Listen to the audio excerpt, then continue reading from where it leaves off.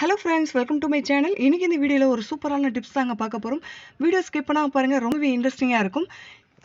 இந்த cloth clips எல்லாம் வந்து உடைஞ்சிருச்சுனா பாத்தீங்கன்னா நம்ம தூக்கி போட்டுருவோம், வேஸ்ட் ஆயிடுச்சு அப்படினு சொல்லிட்டு.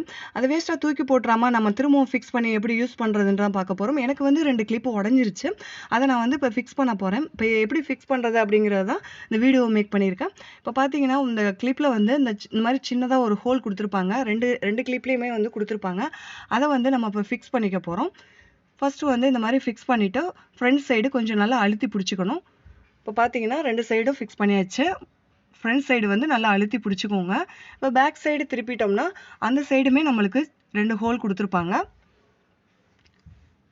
இப்போ பார்த்தீங்கன்னா தெரியும், இந்த சைடு பார்த்தீங்கன்னா 2 ஹோல் கொடுத்துருக்காங்க. இதில் தான் நம்ம அந்த கம்பியை வச்சு திரும்பவும் ஃபிக்ஸ் பண்ண போகிறோம்.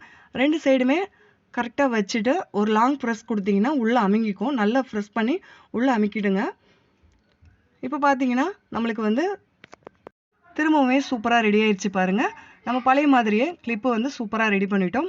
வேஸ்ட் ஆயிடுச்சுன்னு தூக்கி போட்டுறாம இந்த மாதிரி யூஸ் பண்ணி பாருங்க. இந்த டிப்ஸ் பார்த்தீங்கன்னா மோஸ்ட்லி நிறைய பேருக்கு தெரிஞ்சிருக்கும். ஸோ தெரியாதவங்களுக்காக தான் இந்த வீடியோ மேக் பண்ணியிருந்தேன்.